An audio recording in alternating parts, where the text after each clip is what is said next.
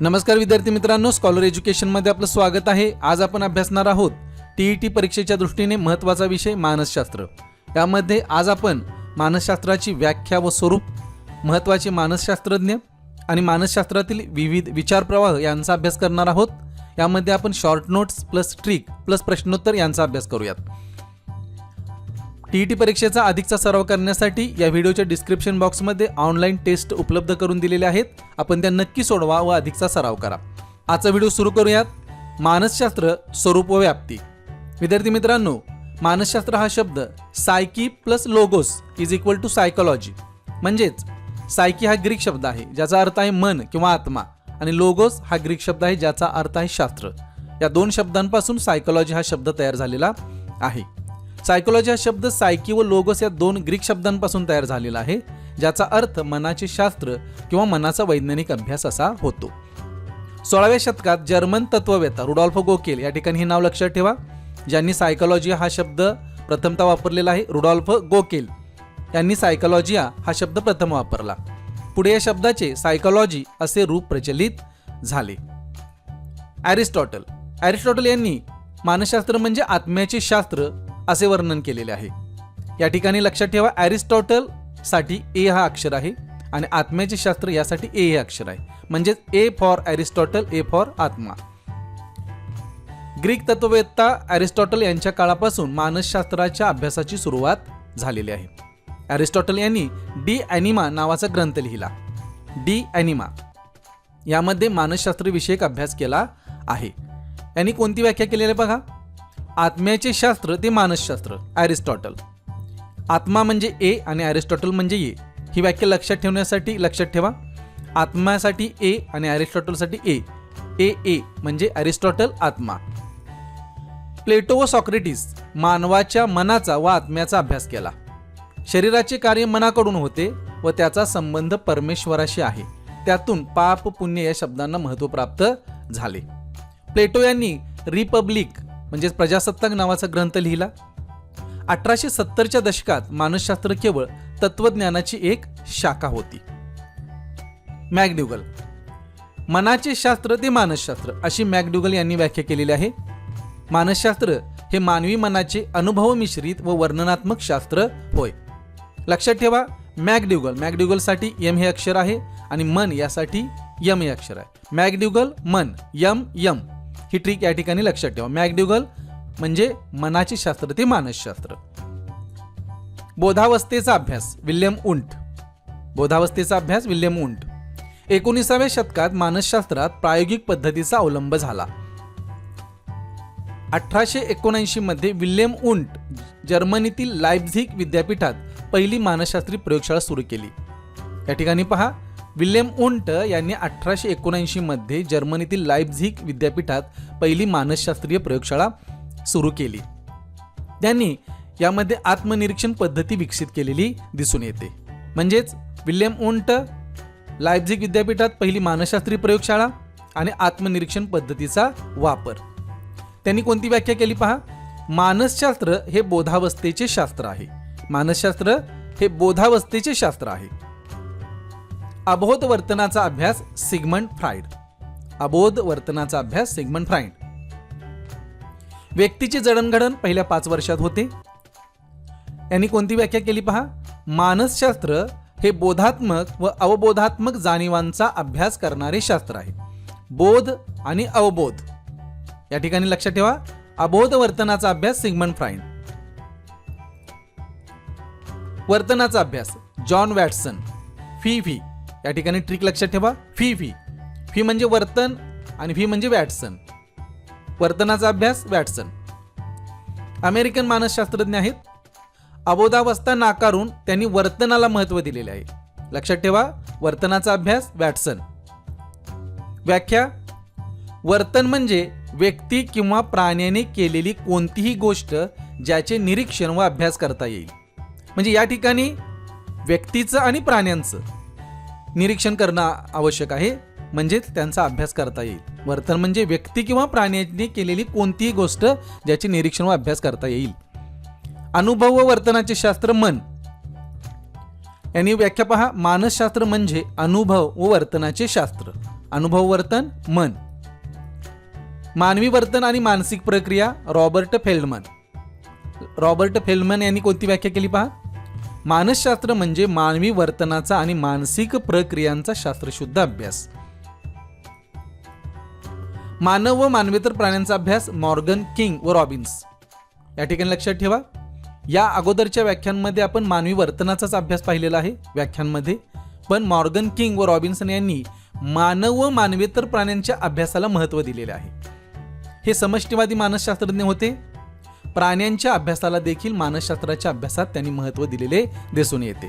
त्यांची व्याख्या Morgan king व रॉबिन्स, मानव व मानवेतर प्राण्यांच्या वर्तनाचे शास्त्र ते मानसशास्त्र. म्हणजे लक्षात ठेवा, मानव आणि मानवेतर प्राणी मॉर्गन किंग, मानव मानवेतर प्राणी मॉर्गन किंग व रॉबिन्स, हे लक्षात ठेवा. BSOR सूत्र वुडवर्थ. हे सूत्र वुडवर्थ यांनी मांडलेलं आहे. कोणतं आहे सूत्र पहा. वर्तन बरोबर उद्दीपक जीव प्रतिक्रिया.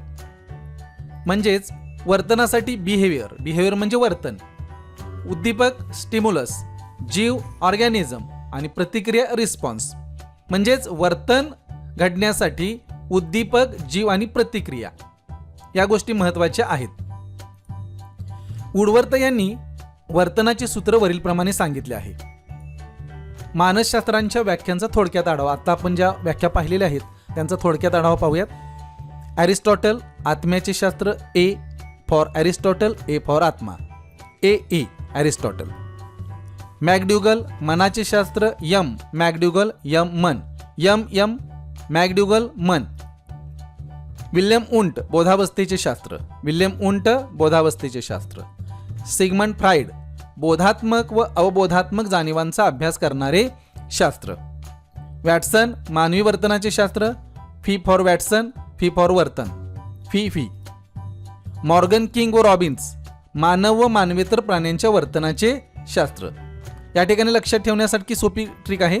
मॉर्गन किंग आणि रॉबिन्सन हे 2 शास्त्रज्ञ आहेत आणि मानव व मानवेतर प्राणी अशा 2 घटक आहेत. हे लक्षात ठेवण्यासाठी सोपे जाईल. मन अनुभव व वर्तनाचे शास्त्र.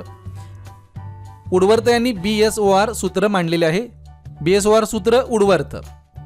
वर्तन बरोबर उद्दीपक जीव प्रतिक्रिया. Behaviour is equal to stimulus organism response. मानसशास्त्राची 4 मुख्य उद्दिष्टे पाहूयात. वर्णन काय घडत आहे यामध्ये वर्तनाचे निरीक्षण व वर्णन करणे अपेक्षित आहे.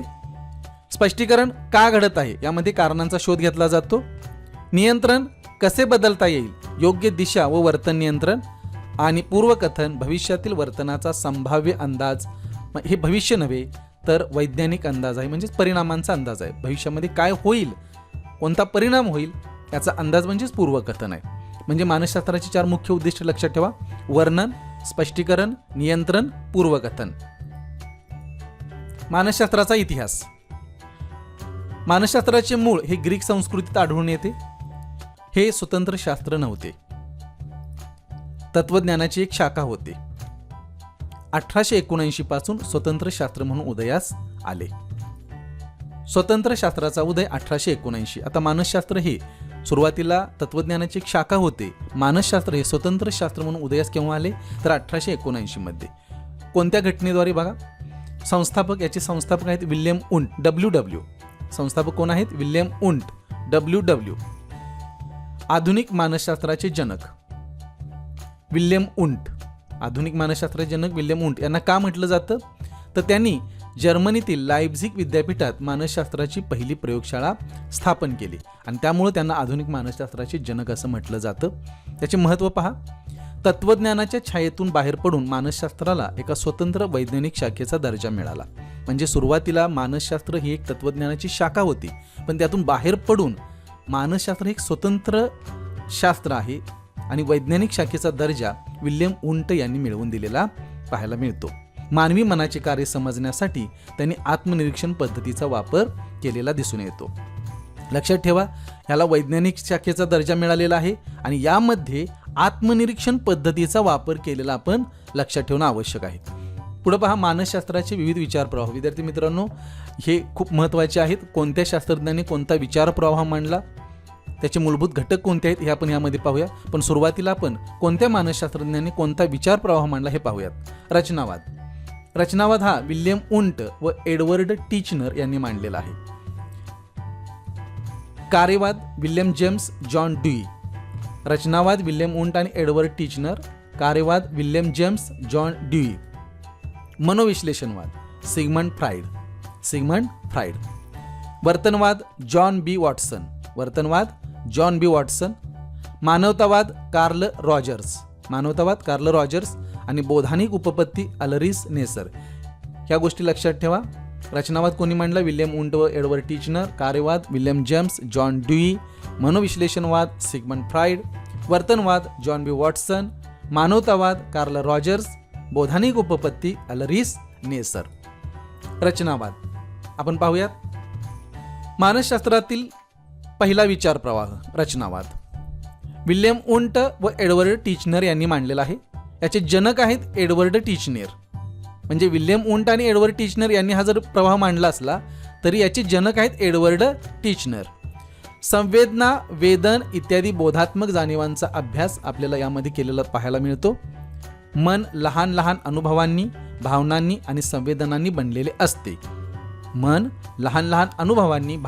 संवेदनांनी बनलेले असते. यामध्ये आत्मनिरीक्षण तंत्राचा वापर केलेला दिसून येतो. स्वतःचे जाणीवपूर्वक निरीक्षण म्हणजेच आपण स्वतःचं निरीक्षण करणं आवश्यक आहे, असा हा रचनावाद आपल्याला सांगतो. मानवी मनाची रचना लहान भागात करता येते. मनाचे 3 मूलभूत घटक आहेत. संवेदना, जी ज्ञानेंद्रियामार्फत मिळणारी माहिती. प्रतिमा, स्मृती आणि आठवण. भावना, अनुभवाधारित सुखद किंवा दुःखद अनुभव. म्हणजेच मनाचे 3 मूलभूत घटक आहेत. संवेदना, प्रतिमा, भावना. कार्यवाद याचे जनक आहेत विल्यम जेम्स, अमेरिकन शास्त्रज्ञ. बोधात्मक अनुभवांच्या अभ्यासावर भर. कार्यवादामध्ये बोधात्मक अनुभवांच्या अभ्यासावर भर दिलेला आहे. प्रत्यक्ष अनुभवातून शिक्षण खूप महत्त्वाचं आहे बघा. कार्यवाद हा आपल्याला प्रत्यक्ष अनुभवातून शिक्षण देण्यासाठी आपल्याला मदत करतो किंवा हा कार्यवादाचा विषय आहे. मनाच्या कार्यावर व अनुकूलनावर कार्य करते. मुख्य विचार हा मन स्थिर नसून सतत वाहणारी गंगा आहे. याचे पुरस्कर्ते आहेत John Dewey, Angell JR. Woodworth. लक्षात ठेवा, कार्यवादाचे जनक आहेत विल्यम जेम्स, पण याचे पुरस्कर्ते म्हणजे हा कार्यवाद स्वीकृत केला किंवा स्वीकारला किंवा या पद्धतीने आपले विचार मांडणारे शास्त्रज्ञ आहेत जॉन ड्यूई, एंजल जे.आर. आणि वुडवर्थ. कार्यवाद मुख्य विचारवंत आहेत अमेरिकन मानसशास्त्राचे जनक William James. Principles of psychology या ग्रंथामध्ये आपले विचार मांडलेले आहेत जेम्स एंजल. मन आणि शरीर यांच्यातील परस्पर संबंधाचे शास्त्र. कार्यवादाची वैशिष्ट्ये: जाणीवेची कार्य अभ्यासणे, निरीक्षणावर भर, शिक्षण, मानसिक आरोग्य आणि औद्योगिक क्षेत्रामध्ये याचे महत्त्व आपल्याला अधोरेखित होताना दिसते. आता पुढचा आहे मनोविश्लेषणवाद, जो सिगमंड फ्राइड यांनी मांडलेला आहे. मनोविश्लेषणवाद खूप महत्त्वाचा आहे. सिगमंड फ्राइडने स्थापन केलेला मानसशास्त्राचा प्रवाह. वर्तनावर अचेतन मनाचा प्रभाव यावर भर दिलेला आहे. यामध्ये त्यांनी हिमनगाचे उदाहरण दिलेले आहे, आपल्याला या इमेजमध्ये दिसून येते पहा. लपलेले अबोध मन, माणसाच्या मनाचा 10% भाग आपल्याला माहीत असतो. म्हणजे या हिमनगामध्ये जे पाण्याच्या वर पृष्ठभागावर जो हिमनगाचं टोक आहे किंवा हिमनगाचा भाग आहे तो 10%च आहे आणि तोच आपल्याला माहीत असतो. आणि यालाच जाणीव मन असे म्हणतात. जाणीवेचे मन 10%. उरलेला 90% भाग पाण्याखालील हिमनगासारखा असतो. म्हणजे या इमेजमध्ये पहा की इथं उरलेला जो भाग आहे तो किती टक्के आहे? 90%. आणि पृष्ठभागावर फक्त 10% आहे. म्हणजे 90% भाग हा काय आहे? अबोध मनाचा आहे. अबोध मनाचा 90% भाग हा अबोध मनाचा आहे आणि 10% भाग हा चेतन मनाचा आहे किंवा माहीत असलेल्या मनाचा आहे. यामध्ये सुप्त इच्छा, बालपणीच्या आठवणी, दडलेले राग या लपलेल्या गोष्टींमुळेच माणसाचे सध्याचे वर्तन घडत असते. म्हणजे सुप्त इच्छा, बालपणीच्या आठवणी आणि दडलेले राग हे 90% अबोध मनामध्ये लपलेले असतात, असं सिगमंड फ्राइड यांचं मत आहे. फ्राइडने मानवी मनाचे 3 घटक सांगितलेले आहेत. पहिला आहे इदम, अहम आणि पराहम. इदम, अहम, पराहम खूप महत्वाचं आहे. मनोविश्लेषणवाद, व्यक्तिमत्व रचना.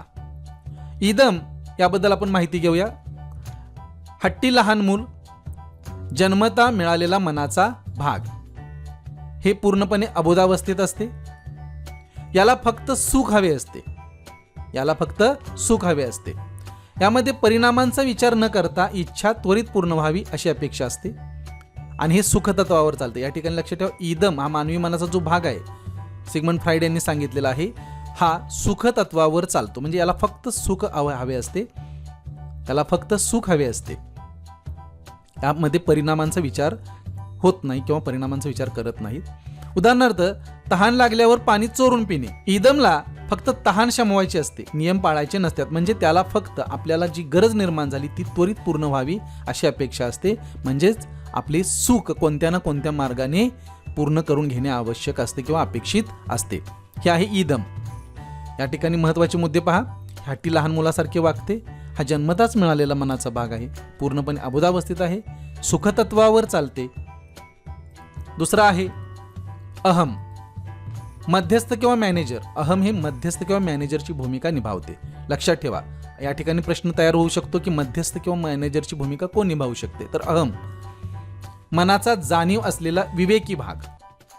इदम आणि बाह्य जग यांच्यामध्ये समतोल राखतो. म्हणजेच हा मध्यस्थ असतो किंवा मॅनेजरचं काम करतो. इच्छा कशी पूर्ण करायची जी सुरक्षित आणि योग्य असेल. इदमच्या अवाजवी मागण्यांवर हा नियंत्रण ठेवतो. हा वास्तव तत्वावर चालतो. लक्षात ठेवा, इदम हा सुखतत्वावर चालतो. अहम हा वास्तव तत्वावर चालतो. तहान लागल्यावर पाणी पिण्याआधी ते कोणाचे आहे हे पाहणे आणि विचारून घेणे. इच्छा पूर्ण करायची आहे किंवा गरज पूर्ण करायची आहे, पण ती काय करायची आहे, विवेकी भाग, विवेक जागृत ठेवून पूर्ण करायची आहे. म्हणजेच वास्तवावर अहमचं कार्य चालतं. पुढचा आहे पराहम. हा नैतिक पोलीस किंवा न्यायाधीश असतो. या ठिकाणी प्रश्न तयार होऊ शकतो की नैतिक पोलीस किंवा न्यायाधीशाचं काम कोण करतो. तर पराहम हा संस्काराचा किंवा नैतिकतेचा भाग आहे. आई वडील व समाज यांच्या शिकवणीतून विकसित होतो. काय योग्य आणि काय चूक हे पाहिले जाते. हा आदर्शवादी बनायला लावतो. चूक केल्यावर अपराधी वाटायला लावतो. याचे तत्व आहे नैतिकता. तत्व पराहम हा कोणत्या तत्वावर चालतो, नैतिकता. उदाहरणार्थ, खूप तहान लागली असली तरी चोरून पाणी पिणे पाप आहे असे सांगून आपल्याला थांबवणे. प्रमुख वैशिष्ट्ये आहेत. बालपणाचा प्रभाव, व्यक्तिमत्व 5 ते 6 वर्षातील अनुभवावरून ठरते. आता पहा, संरक्षण यंत्रणा. इदम व पराहम यांचा संघर्ष होतो. अहम तणाव कमी करण्यासाठी युक्त्या वापरतो, जसे की उदात्तीकरण, दमन, प्रक्षेपण. आपल्याला या गोष्टी पाहायच्या आहेत पुढच्या व्हिडिओमध्ये. स्वप्न विश्लेषण. फ्राईडच्या मते स्वप्ने हा सुप्त मनाकडे जाणारा राजमार्ग आहे. स्वप्नातून आपल्या सुप्त इच्छा प्रकट होतात. या ठिकाणी सुद्धा प्रश्न तयार होऊ शकतो की स्वप्ने हा सुप्त मनाकडे जाणारा राजमार्ग आहे असे कोणाचे मत आहे, असा सुद्धा प्रश्न विचारला जाऊ शकतो. महत्व, मानसिक आजारांच्या उपचारासाठी टॉकिंग थेरपी. सुप्त मनाचे महत्व, साहित्य, कला, चित्रपट क्षेत्रावर याचा मोठा प्रभाव दिसून येतो. याच्या मर्यादा आहेत. लैंगिक प्रेरणांना फाजील महत्व दिलेले आहे, याच्यावर टीका झालेली आहे. वैज्ञानिक प्रयोगांचा आधार कमी आहे आणि दृष्टिकोन यांचा नकारात्मक आहे, म्हणजे वासना व संघर्षावर आधारित दिसून येतो. फ्राईडचे मानवी मनाचे 3 घटक कोणत्या तत्वावर चालतात पाहूयात. इदम, अहम, पराहम, सुपर इगो. इदम हा सुखतत्वावर चालतो. अहम वास्तव तत्वावर चालतो आणि पराहम हा नैतिकता या तत्वावर चालतो. हे लक्षात ठेवा. वर्तनवाद. John B Watson. John B Watson यांनी 20व्या शतकाच्या पूर्वार्धात हा विचार प्रवाह मांडला. अबोध मन आणि बोधात्मक मन यांच्या अभ्यासाला त्यांनी विरोध केला. निरीक्षणक्षम वर्तनाच्या अभ्यासावर त्यांनी भर दिलेला आहे. पुरस्कर्ते जॉन बी वॉटसन, युव्हान पावलॉव आणि B.F. स्किनर हे या वर्तनवादाचे पुरस्कर्ते आहेत. चेतक प्रतिसाद व वर्तनाचा अभ्यास. वर्तनवादाचा उगम आणि जनक. J.B. वॉटसन यांनी 1913 मध्ये psychology as the behaviourist views it या लेखाद्वारे या वादाची पायाभरणी केली. वॉटसन यांच्या मते मन किंवा जाणीव या गोष्टी डोळ्यांना दिसत नाहीत, त्यामुळे त्यांचा शास्त्रीय अभ्यास करता येत नाही. केवळ जे दिसते व ज्याचे मापन करता येते तेच मानसशास्त्राचा विषय असू शकते. म्हणजेच वॉटसन यांनी मन किंवा जाणीव या गोष्टींना महत्त्व दिलेले नाही, कारण त्या डोळ्यांनी दिसत नाहीत, त्यामुळे त्यांचा अभ्यास करता येत नाही. त्यामुळे जे डोळ्यांनी दिसतं म्हणजेच काय तर वर्तन. याचे मुख्य विचार आणि तत्वे पाहूयात. वातावरणाचा प्रभाव. वर्तनवाद्यांच्या मते व्यक्तीचे वर्तन हे पूर्णपणे सभोवतालच्या वातावरणावर अवलंबून असते. वॉटसन यांचे एक प्रसिद्ध वाक्य आहे, महत्त्वाचे आहे, लक्षात ठेवा. मला डझनभर सुदृढ बालके द्या, मी त्यांना तुम्ही सांगाल तसे म्हणजेच डॉक्टर, वकील किंवा चोर बनवून दाखवेन. हे खूप महत्त्वाचं आहे, लक्षात ठेवा. मला डझनभर सुदृढ बालके द्या, मी त्यांना तुम्ही सांगाल तसे डॉक्टर, वकील किंवा चोर बनवून दाखवेन. उद्दीपक प्रतिसाद SR पॅटर्न. प्रत्येक वर्तनामागे एक उद्दीपक असतो आणि त्याला शरीर जो प्रतिसाद देते त्यातूनच वर्तन घडते. अनुवंशिकतेपेक्षा अनुभवाला महत्त्व. व्यक्ती जन्मता काय आहे यापेक्षा तिला अनुभव काय मिळतात याला वर्तनवादात जास्त महत्त्व आहे. याचे प्रमुख विचारवंत आणि त्यांचे प्रयोग पाहूयात. पॅवलॉव अभिजात अभिसंधान. कुत्र्यावर प्रयोग करून घंटी आणि अन्न यांचा संबंध जोडून लाळ गाळण्याचे वर्तन कसे घडते हे दाखवले. हे खूप महत्त्वाचं आहे, हे आपण पुढील व्हिडिओमध्ये पाहायचं आहे सविस्तरपणे. या ठिकाणी काही महत्त्वाचे मुद्दे लक्षात ठेवा. पॅवलॉव यांनी अभिजात अभिसंधान पद्धती मांडली. यामध्ये त्यांनी कुत्र्यावर प्रयोग करून घंटी आणि अन्न यांचा संबंध जोडून लाळ गाळण्याचे वर्तन कसे घडते हे दाखवलेलं आहे. BF स्किनर यांचा साधिक अभिसंधान पद्धत आहे. यांनी उंदरावर प्रयोग करून बक्षीस आणि शिक्षा याद्वारे वर्तन कसे बदलता येते हे सिद्ध केलेले आहे. BF स्किनर साधक अभिसंधान. एडवर्ड थॉर्नडाईक प्रयत्न प्रमाद पद्धती. यांनी मांजरीवर प्रयोग करून शिकण्याचे नियम म्हणजे सरावाचा नियम, परिणामाचा नियम आणि सज्जतेचा नियम हे मांडलेले आहेत. या ठिकाणी लक्षात ठेवा वर्तनवादाचे प्रमुख विचारवंत लक्षात ठेवा. पॅवलॉव, BF स्किनर आणि एडवर्ड थॉर्नडाईक. पॅवलॉव यांनी अभिजात अभिसंधान पद्धत मांडली. कुत्रा, घंटी, अन्न. BF स्किनर साधक अभिसंधान पद्धत, उंदीर, बक्षीस, शिक्षा. एडवर्ड थॉर्नडाईक प्रयत्न प्रमाद पद्धत, मांजर, सराव, परिणाम आणि सज्जतेचा नियम हे लक्षात ठेवा. वर्तनवादाची वैशिष्ट्ये. वस्तुनिष्ठता हा विचारप्रवाह पूर्णतः प्रयोगांवर आणि निरीक्षणावर अवलंबून आहे. प्राण्यांच्या अभ्यासावर भर. मानवी वर्तन समजून घेण्यासाठी प्राण्यांवर प्रयोग केलेले दिसून येतात, उंदीर, कुत्रा किंवा मांजर. बक्षीस आणि शिक्षा. चांगल्या वर्तनाला बक्षीस दिले की ते दृढ होते आणि चुकीच्या वर्तनाला शिक्षा दिली की ते कमी होते या सूत्राचा वापर केला जातो. म्हणजे वर्तनवादाची वैशिष्ट्ये पहा. वस्तुनिष्ठता, प्राण्यांच्या अभ्यासावर भर, बक्षीस आणि शिक्षा. शैक्षणिक महत्त्व. शिक्षणात वर्तनवादाचा वापर मोठ्या प्रमाणावर केला जातो. विद्यार्थ्यांमध्ये शिस्त आणि चांगले बदल घडवून आणण्यासाठी बक्षीस पद्धतीचा वापर आपल्याला वर्तनवादामध्ये पाहायला मिळतो. सराव माणसाला परिपूर्ण बनवतो हे तत्व थॉर्नडाईकच्या नियमातून आले आहे. गुंतागुंतीचे विषय सोपे करून टप्प्याटप्प्याने शिकवण्यासाठी वर्तनवाद उपयुक्त ठरतो. वर्तनवादाच्या मर्यादा. माणसाला केवळ एका यंत्रासारखे मानले. त्याच्या भावना, विचार व बुद्धिमत्ता यांकडे दुर्लक्ष केले. केवळ बाह्य वर्तनावर लक्ष, आंतरिक मानसिक प्रक्रियांकडे नाही. मानवतावाद. कार्ल रॉजर्स हा सुद्धा खूप महत्त्वाचा आहे. कार्ल रॉजर्स यांनी 20व्या शतकाच्या उत्तरार्धात हा विचारप्रवाह मांडला. स्वइच्छा, स्वनियंत्रण आणि आत्मवास्तविकीकरण या बाबींच्या अभ्यासावर भर. मानवतावादी मानसशास्त्र आजही खूप लोकप्रिय आहे. सकारात्मक मानसशास्त्रासह मानसशास्त्राच्या इतर क्षेत्रांवर त्याचा महत्त्वपूर्ण प्रभाव आहे. मानसशास्त्राची ही विशिष्ट शाखा लोकांना अधिक आनंदी, अधिक परिपूर्ण जीवन जगण्यास मदत करण्यावर लक्ष केंद्रित करते. मानवतावादाचा मुख्य विचार. मानवतावाद असे मानतो की मानव हा स्वभावतः उत्तम, विवेकशील आणि सर्जनशील असतो. माणसाकडे मुक्त इच्छाशक्ती असते. तो केवळ परिस्थितीचा किंवा नशिबाचा गुलाम नसून स्वतःचे निर्णय घेऊ शकतो. प्रत्येक व्यक्तीमध्ये स्वतःची प्रगती करण्याची आणि सर्वोच्च शिखरापर्यंत पोहोचण्याची उपजत क्षमता असते. व्यक्तिमत्व सिद्धांत. रॉजर्स यांनी क्लायंट सेंटर्ड थेरपी विकसित केली. त्यांनी खालील महत्त्वाच्या संकल्पना मांडल्या. स्वसंकल्पना. व्यक्ती स्वतःबद्दल काय विचार करते. बिनशर्त सकारात्मक आदर. व्यक्तीला ती आहे तशी स्वीकारणे, मग तिचे वर्तन कसेही असो. पूर्णतः कार्यक्षम व्यक्ती. जी व्यक्ती स्वतःच्या अनुभवांना स्वीकारते आणि प्रवाही जीवन जगते. मानवतावादाची प्रमुख वैशिष्ट्ये पहा. व्यक्ती स्वातंत्र्य. प्रत्येक माणूस स्वतंत्र आहे आणि त्याला स्वतःच्या विकासाचा हक्क आहे. वर्तमान काळावर भर. भूतकाळातील जखमांपेक्षा आज व्यक्ती काय करू शकते याला जास्त महत्त्व दिलेले आहे. आत्मसन्मान. व्यक्तीचा स्वतःबद्दलचा आदर हा तिच्या मानसिक आरोग्याचा पाया आहे. समग्र दृष्टिकोन. माणसाचा अभ्यास तुकड्यात न करता एक संपूर्ण व्यक्ती म्हणून केला जातो. कशामध्ये? मानवतावादामध्ये. शैक्षणिक महत्त्व. शिक्षण क्षेत्रात मानवतावादाचे मोठे योगदान आहे.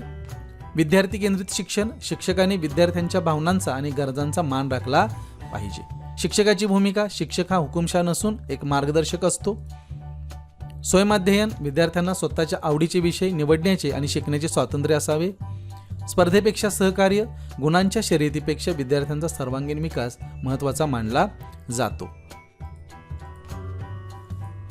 मर्यादा. यातील संकल्पना उदाहरणार्थ स्वप्रत्यक्षीकरण मोजणे कठीण आहे, त्यामुळे याला कमी वैज्ञानिक मानले जाते. हा प्रवाह मानवी स्वभावाच्या नकारात्मक बाजूंकडे म्हणजेच हिंसा, मत्सर काहीसं दुर्लक्ष करतो असे टीकाकारांचे मत आहे. धन्यवाद विद्यार्थी मित्रांनो. या घटकावर आधारित महत्त्वाचे प्रश्न पाहूयात पुढील व्हिडिओमध्ये.